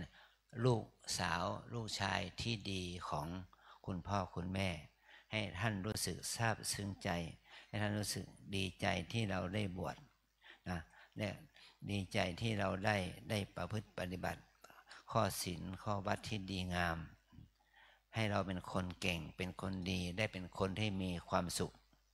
มีสุขภาพจิตสุขภาพกายที่ดีนะ จึงขอมอบลูกนักเรียนนะลูกชายลูกหญิงในคืนให้เขาสู่อ้อมกอดอ้อมอกของคุณพ่อคุณแม่เนาะในโอกาสนี้ขอให้เรานั้นได้เป็นลูกที่ดีของพ่อแม่ให้เป็นนักเรียนที่ดีของครูบาอาจารย์ให้เป็นประชาชนยุเยาวชนที่ดีของประเทศชาติบ้านเมืองขอให้เราเป็นพุทธศาสนิกชนที่ดีของพระพุทธศาสนาสมดังที่คำสอนของพระสัมมาสัมพุทธเจ้าได้ตรัสไว้ว่าเว้นจากความชั่วทั้งปวงทำแต่ความดีทำใจให้บริสุทธิ์นั่นแหละเมื่อเราเว้นจากความชั่วทั้งปวงทำแต่ความดีได้ทำใจให้บริสุทธิ์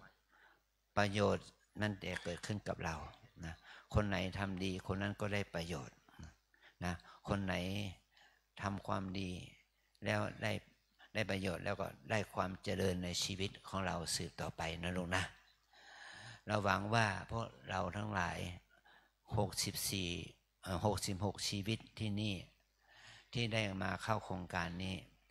จะได้ต่อยอดสืบสารต่อยอดความดีงามนี้เพื่อให้เป็นประชาชนที่ดีของประเทศชาติเพื่อให้เป็นผู้ที่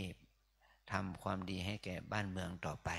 นะขอให้เราได้เอาหลักของข้อศีลข้อธรรมที่เราได้ฝึกเนี่ยให้มาเป็นตัวบาดฐานทางด้านจิตใจของเราให้เป็นมนุษย์ที่ดีของครอบครัวให้เป็นลูกให้เป็นคนผู้ประกอบการที่ดีให้เป็นประชาชนที่ดีให้เป็นข้าราชการที่ดีของประเทศชาติสืบต่อไปนะและก็ถ้าโครงการนี้อาจารย์ขอฝากไว้กับท่านมาสเตอร์ชัดชัยนะโครงการนี้ถ้าดีอยู่นะถ้าอยากจะเอามาที่วัดลำเปิงปีหน้าก็เอามาได้อาจารย์และคณะสงฆ์ยินดีต้อนรับนะแต่ถ้าเราอยากจะเอาไปฝึกที่อื่นอาจารย์ก็ยินดีนะยินดีให้ที่อื่นทดสอบบ้างนะแต่ถ้าเอามาที่นี่อาจารย์ก็ดีใจมากได้เห็นความดีงามที่ลูกทั้งหลายได้ฝึก9 วันเนี่ยออกมาเป็นผลสำลิดที่ดีงามนะก็ขอฝากความดีงามนี้ให้แก่คุณพ่อคุณแม่เอาไปพิจารณานะว่าลูกหลานเราเนี่ยจะได้มาบวชภาคฤดูร้อนหรือไม่ใช่ภาคฤดูร้อนนะภาคฤดูฝน มาภาคฤดูฝนเนี่ย9 วันที่ปิดเทอมกลางเทอมเนี่ยได้มาทำกิจกรรมในพระศาสนาแม้จะแดดออกฝนตกเพราะเราก็ได้ฝึกกันขอเป็นพลังบุญเกื้อกูลให้พลังความดีบารมีธรรมนี้จงมาเกิดผลแก่ลูกๆทุกคนพ่อแม่ผู้ปกครองครูบาอาจารย์ทุกท่านและขอแผ่ส่วนบุญกุศลนี้ไปถึงมาสเตอร์และก็ครูบาอาจารย์ทั้งหลายที่ได้อดตาหลับขับตานอนอยู่กับพวกเรามาตั้งแต่วันแรกจนถึงวันสุดท้ายด้วยความชื่นชมยินดีความดีงามที่มันเกิดผลนี้ก็ขอให้เราเจริญด้วยปัญญาสติสมาธิและมีความรู้ความสามารถที่จะทำให้เราเป็นนักเรียนที่ดีเข้าเรียนในโรงเรียนที่ชั้นเรียนที่สูงขึ้นไปให้เรามีความเจริญแห่งปัญญาอายุวรรณะสุขภาระงอมงามให้บุญเป็นในสัมมาปฏิบัตินี่เพื่อความพ้นทุกข์เพื่อมรรคผลนิพพานเป็นที่สุดจงบังเกิดผลแก่พวกเราทั้งหลายจงทุกข์ทั่วหน้ากันด้วยเถิดสาธุสาธุสาธุครับต่อไปเจ้าหน้าที่จะได้จัดเตรียมเครื่องไสยธรรมพระสงฆ์ลำดับครับ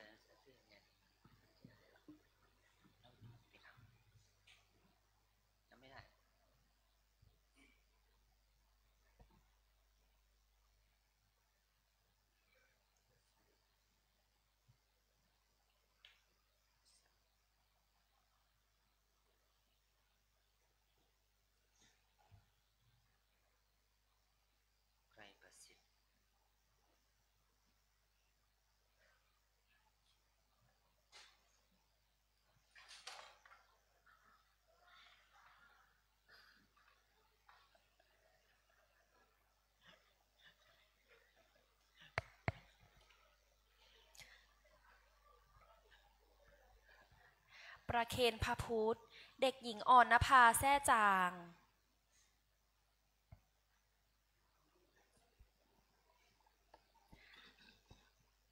ประเคนพระอุปชาหนึ่งเด็กหญิงปริษาทองงามแท้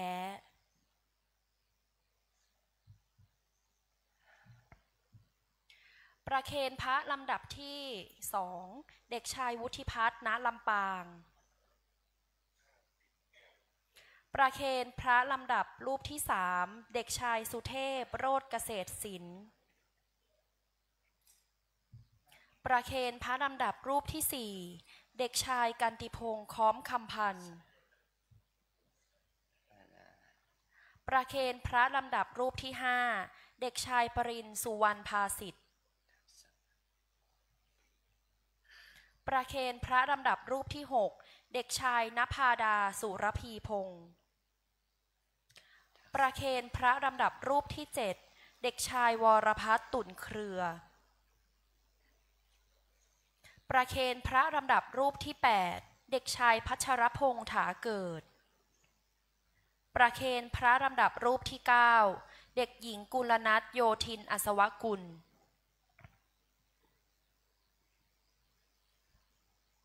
ครับเด็กหญิงอ่อนนภาจะได้ประเคนพระพุทธก่อนนะครับกราบ1กราบ2กราบ3กราบพร้อมกันกราบ3 คนทีนี้น้องๆนะครับนักเรียนมงฟอร์ดนะครับกราบพร้อมกัน3 ครั้งก่อนครับ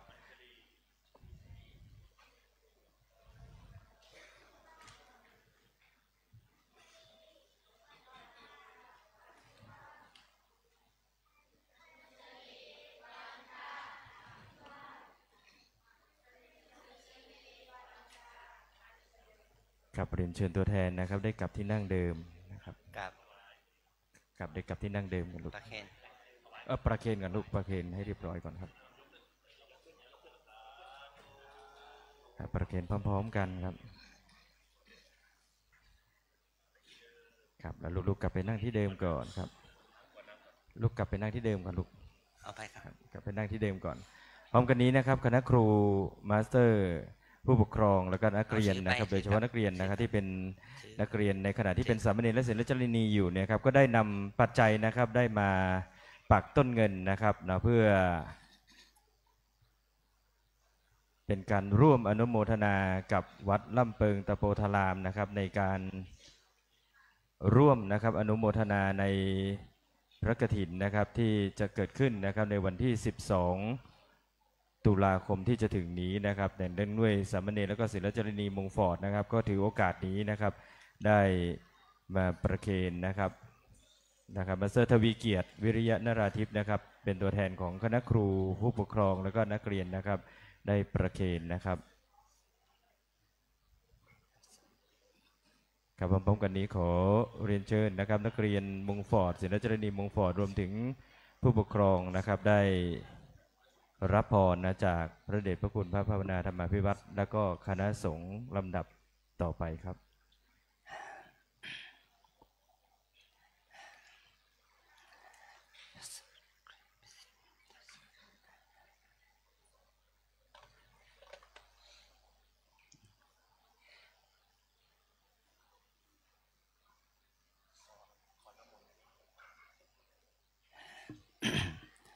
ลูกทั้งหลาย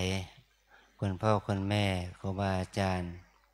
ทั้งหลายได้ร่วมอนุโมทนาบุญด้วยกันนะลูกนะขอเราได้แผ่บุญกุศลที่เกิดจากการบำเพ็ญความดีทั้ง9 วันนี้ให้แก่พ่อแม่ปู่ย่าตายายลุงป้าน้าอาครูบาอาจารย์ทุกท่านที่มีชีวิตอยู่และที่ลงรับดับขันไปแล้วขอให้ท่านได้รับส่วนอนุโมทนาบุญกุศลนี้โดยทั่วหน้ากันยะถาวาริวหาปูราปาริปูเรนติสาคะรังเอวะเมวะอิโตทินังเปตานังอุปกัปปติอิชิตังปฏิตังตุมหังคิปะเมวะสมิจฉตุสัพเพปูเรนตุสังกปา จันโทปนะระโสยะถามณิโชติระโสยะถาสัพพิติโยวิวันชันตุสัมภโรโควินาศตุมาเตภวัตวันตรายโยสุขีทีขายุโกภวะอภิวาทนาสิริสะจังวุธาปจายโนจัตตารโอธรรมวัฏันติอายุวันโนสุขังภาลังอายุโทภาระโททีโรวันนะโทปฏิภาณโทสุขัสสะตาตาเมธาวิสุขังโสอธิคาจติอายุงทัตตวาภลังวันนังสุขันจะปฏิภาณโททีคายุยัสสวาโหติยัตถยาทุปปัสสติติภวตุสัมภมังคลังราคันตุสัพพเทวตาสัพพพุทธานุภาเวนัสสัทธาโสทิภวันตุเตภวตุสัพพมังคราคันตุสัพพเทวตาสัพพธรรมานุภาเวนัสสัทธาโสทิภวันตุเตภวตุสัพพมังคลังราคะตุสัพพเทวตาสัพพสังฆานุภาเวนัสสัทธาโสทิภวันตุเตสาธุสาธุสาธุ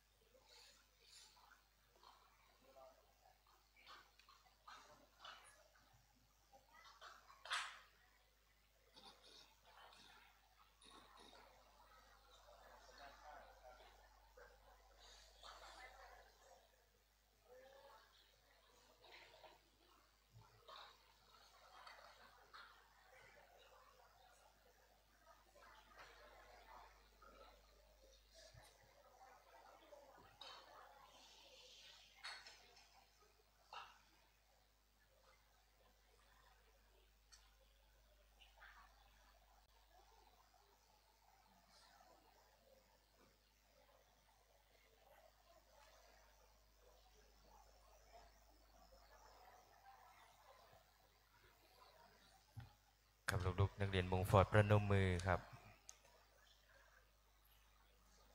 เดี๋ยวลูกๆจะได้รับน้ำมนต์นะครับอันเป็นมงคลจากหลวงพ่อนะครับได้ประทานพรให้กับพวกเรานะครับตอนนี้ประนมมือครับ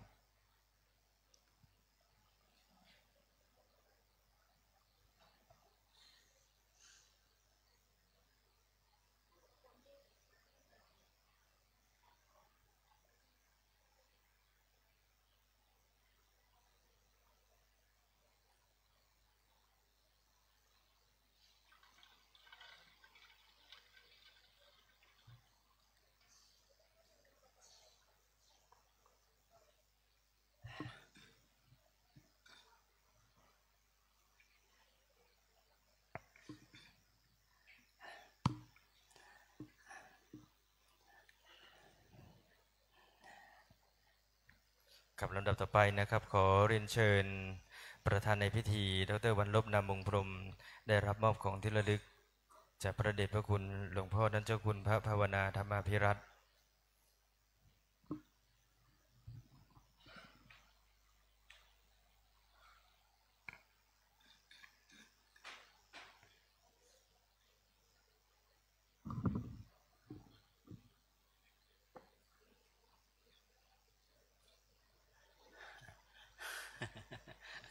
งโรงเรียนเป็นหมอบมานะ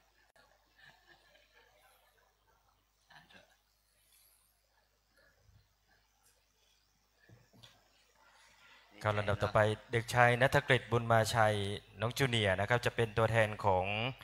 โรงเรียนมงฟอร์ดวิทยาลัยแผนกประถมจังหวัดเชียงใหม่ได้มอบของที่ระลึกนะครับให้กับประธานในพิธีนะครับเดี๋ยวน้องจูเนียร์จะนะครับตามมัสตัมนะครับไปที่นะครับด้านที่นั่งของนะครับท่านประธานในพิธีดร.บรรลบนามวงพรหม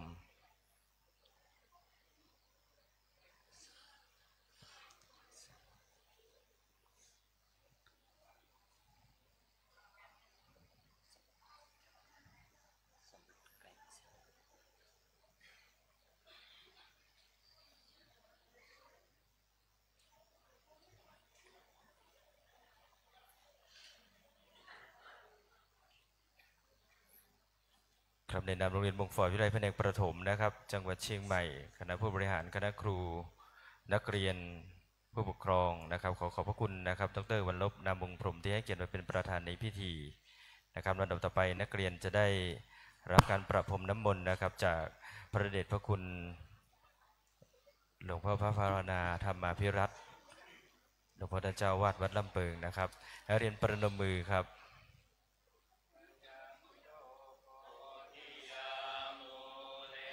สากายานะลูกมาลูกที่ไรเหรอ ตาโนเอวังตาวังวิชัยโยโหหิชัยยะสุชัยยมังคะเลอัปปราชิตาปัลลังเกสีเสปัทวิโมคาเล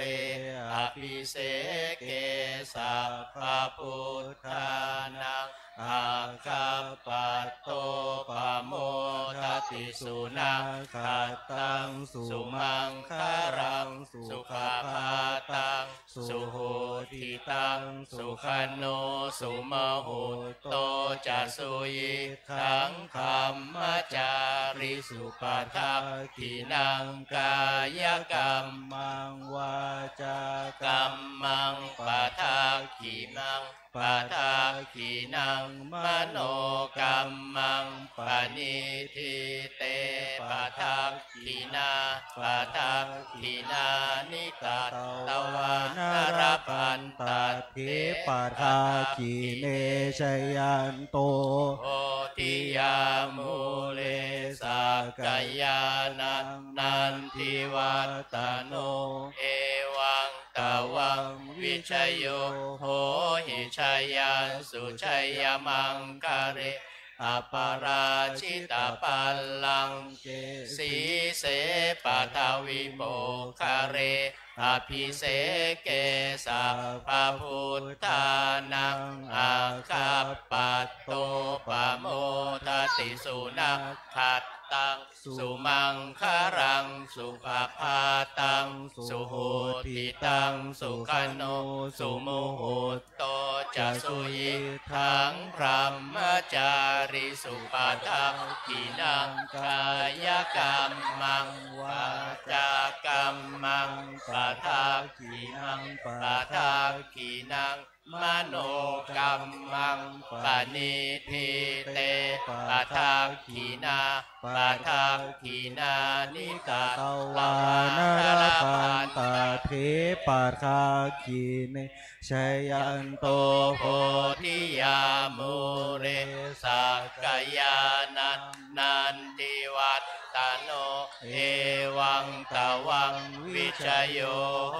หิชัยยันสุชัยยมังคะเลอัตตปาชิตปัลลังเกสีเสปัทวิโภคาเรอภิเสเกสัพพพุทธานังอาคาปัตโตปโมทติสุนัขขัตตังสุมังคารังสุภาพาตังสุโหติตังสุขันโนสุโมโหโตจัสุยิทังพรหมจาริสุปทักขินังกายกรรมังวาจากรรมังปทักขินังป ปาทักขีนังมโนกัมปังปานิเทเตปาทักขีนา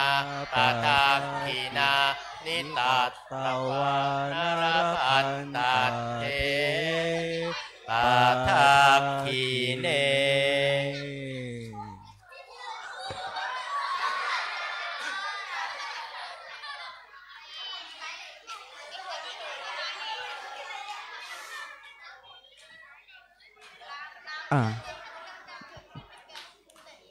ลำดับต่อไปนักเรียนมงฟอร์ดนั่งคุกเข่าลาพระรัตนตรัยพร้อมกันคุกเข่าครับอะระหังสัมมาสัมพุทโธพุทธังภะคะวันตังอะภิวาเทมิสวากขาโตภะคะวะตาธัมโมธัมมังนามัสสามิ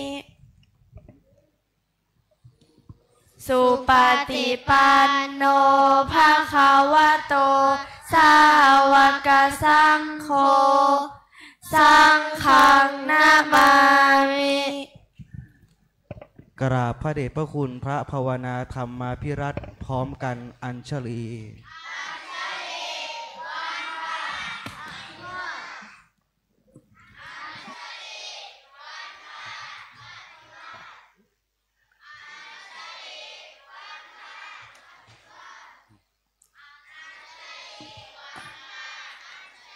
จัตตารโอธรรมาวัฏันติ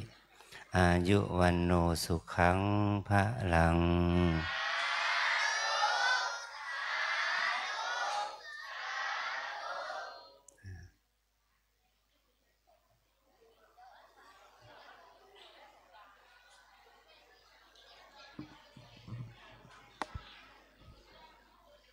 ครับตอนนี้พิธีลาสิกขาพิธีมอบเกียรติบัตรได้เสร็จสิ้นลงแล้วนะครับนักเรียนนะครับลุกไปทีละแถวนะครับแถวที่1ก่อนนะครับลุกไปหาคุณพ่อคุณแม่นะครับเดินลงด้านหลังได้ลูกนะครับ